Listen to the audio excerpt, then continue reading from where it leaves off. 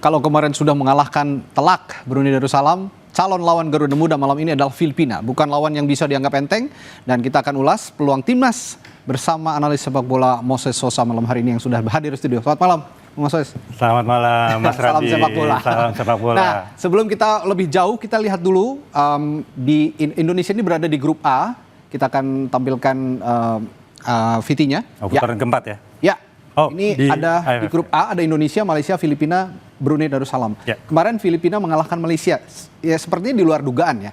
Malaysia kan biasanya punya tradisi melawan. Tapi kali ini sepertinya meskipun Malaysia tidak terlalu banyak keeping ball, tapi Filipina akhirnya yang bisa keluar sebagai pemenang. Anda melihat bagaimana calon lawan kita malam hari ini? Ya, Filipina yang memang di luar dugaan ya. Filipina bisa mengejutkan Malaysia, mengalahkan mereka 2-0 dengan bermain ya dengan begitu-begitu saja.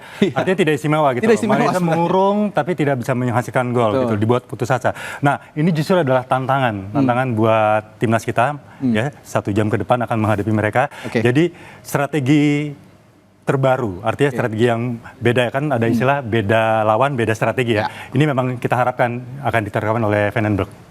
Ini tapi kepercayaan diri lagi tinggi-tingginya. Lagi tinggi-tingginya, 8-0 ya. Selanjutnya kita lihat lini per lini, di belakang timnas Indonesia, ada siapa saja kira-kira?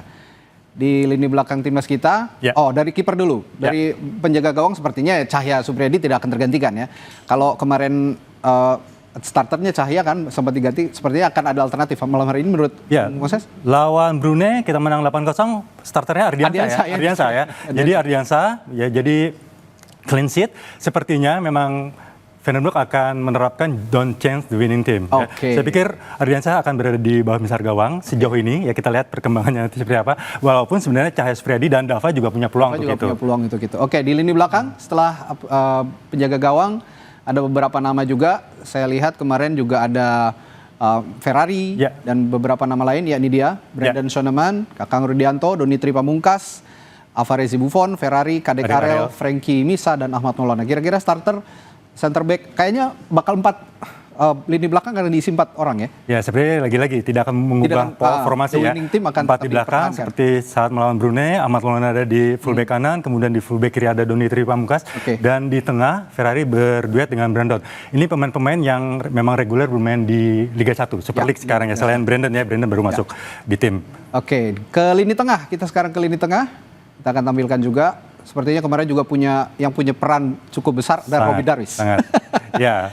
Robbie Darwis, Rehan Hanan, Tony Firmansyah, Firman Juliansyah, Arkan Firkiri, dan Yardan Ali. Lagi-lagi the winning team akan dipertahankan. Di starter pada saat melawan Brunei, Arkan Fikri bermain, kemudian Robbie Darwis dan Tommy Firmansyah. Ini sangat solid. Mereka solid dan cair sekali ya, membangun serangan, kemudian menghalau serangan dari lawan. Jadi sangat solid. Saya pikir ini juga akan menjadi pilihan utama malam ini.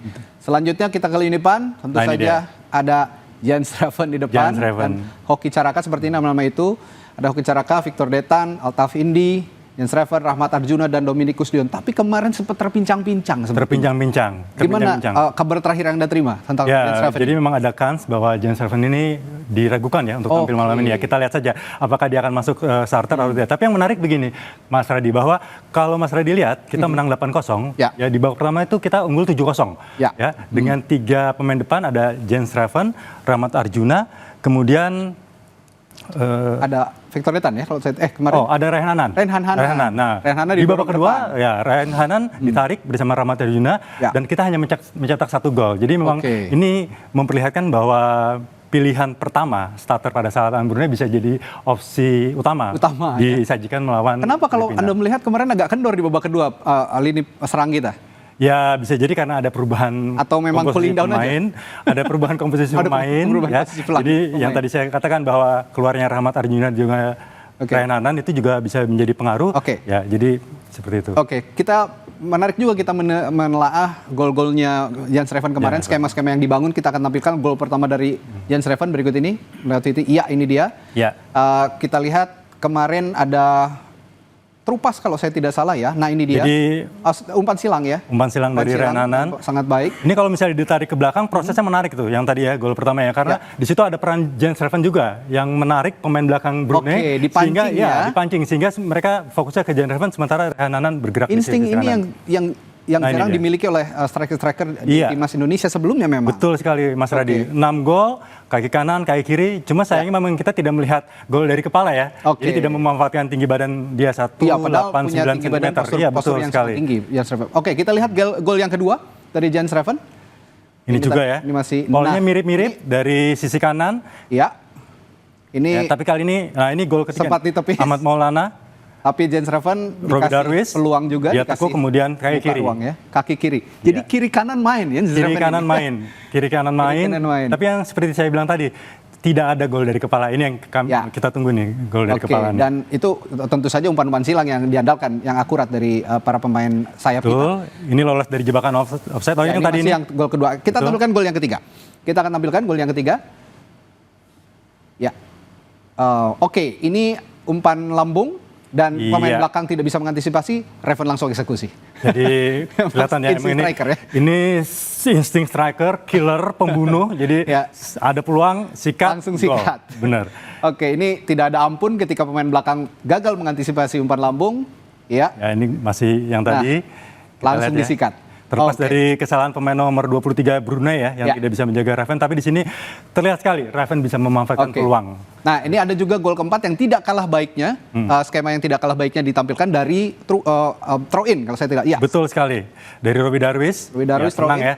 Jadi dingin sekali ya, Dingin tidak sekali. ada power di sana, beda Ya. dengan gol yang Ya. sebelumnya. Jadi Nah, dingin sekali. Kalau melihat gol-gol tadi, Bung Moses, sepertinya kita kan juga punya kebutuhan striker di timnas senior ketika oleh Yeah. Romani tidak bisa bermain karena cedera. Diragukan lah ya, diragukan bermain meskipun belakangan atau hari ini juga Ketua Umum PSSI mengatakan bahwa proses naturalisasi terhadap Mauro Zylstra sedang berproses, sedang berjalan dan sepertinya dipercepat. tinggal finalisasi Yeah. saja. Dan ada 2 naturalisasi lain yang belum diungkap. betul. Tapi kita melihat Jens Reven dengan ketajamannya, dengan insting striker yang baik begitu. Bisa nggak jadi alternatif kira-kira? Jadi momennya ini memang tepat. Artinya Ya. begini, ketika oleh Romani cedera, ya, kemudian muncullah Jens Reven di permukaan dengan momen turnamen AFF U23 ini. Ya. Dan dia cetak 6 gol.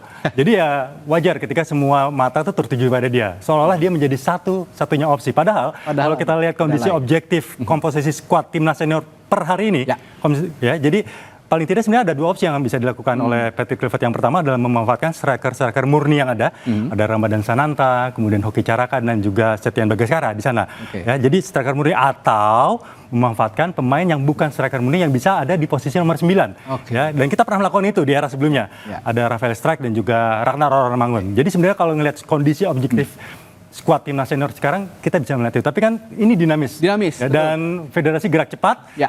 Proses dari Jursa tadi dipercepat, kemudian juga ada 2 pemain baru dan pasti striker. Oke. Jadi Ketum PSSI Pak Erik juga sudah declare ini bukan posisi manapun, ini posisi striker. Jadi Ya. sudah jelas ini untuk opsi menggantikan Oli di sana. oleh Romani. Nah, kalau kemarin sebenarnya Patrick Kluivert juga saya simak kemarin ini dia sedang assess penampilan dari Jens Reven sendiri Betul. di AFF 23 ini. Betul. Bagaimana bisa tampil di timnas senior layak atau tidak. Betul. Tapi kemarin yang menarik, Vandenberg ini sempat menegur Ya. Jens Reven ketika berselebrasi pacu jalur. Pacu jalur. Katanya ini kalau sekali lagi melakukan hal itu di tengah kita sedang unggul besar gitu ya, saya tidak akan mainkan. Ya. Ini memang satu pendisiplinan terhadap pemain yang menurut Anda tepat dilakukan oleh Vandenberg? Ya, saya pikir sah saja ya, tiap pelatih punya karakter dan Ya. cara mendidik yang masing-masing gitu. Ya. Jadi apa yang dilakukan oleh Vandenberg saya setuju dan ini bisa menjadi pembentukan karakter dari Reven. Masih 19 tahun Reven ini. Betul. Seperti itu. Tapi saya tertarik dengan apa yang tadi Mas Radi disampaikan bahwa ini gimana nih Patrick Kluivert melihat Reven. Betul. Ya.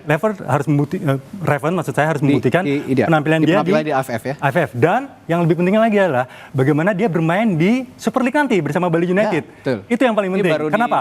Karena promote juga di Agustus nanti itu Bali United. Liga berjalan, Ya. kemudian September kita menghadapi FIFA Matchday, menghadapi pertandingan persahabatan Libanon dan Kuwait. Ini sebenarnya ajangnya. Apakah dia layak? Seperti itu. Walaupun memang ya jangan lupa masuknya Reven di timnas U23 ini juga pasti atas dasar pertimbangan dari Patrick Kluivert gitu loh. Pelatihnya Vandenberg. Jadi dia dipanggil.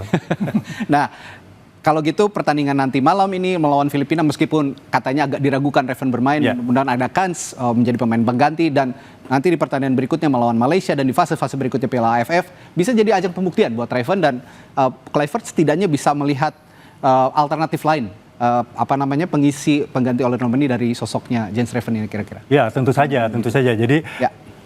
memang terkesan diplomatis ya, Ya. Patrick Kluivert, tapi dia juga di sisi lain juga terlihat tegas bahwa harus buktikan lawan Filipina. Jadi terlepas dari siapa yang dihadapi pada saat kita menang 8-0, Ya. Brunei Darussalam, ya. Nah, masih ada lawan-lawan yang berat. Dan memang grafiknya itu meningkat, Mas Radhi. Kita tahu semua betul. ya. Jadi pertandingan pertama lawan Brunei, sebentar lagi lawan Filipina, dan terakhir lawan Malaysia. Malaysia itu yang berat justru. Seperti itu. Dan nanti masih ada babak selanjutnya. Ini masih babak grup. Belum Thailand ya nanti Betul. Jadi intinya ya kesimpulannya belum teruji. Oke. Masih perlu pembuktian. Buktikan dulu juara di AFF ya. Perlu pembuktian dan meyakinkan tim pelatih gitu untuk layak masuk tim senior. Baik. Terima kasih analisisnya begitu menarik, Bung Moses Sosa di Sama-sama. Sapa Indonesia Malam Kompas TV.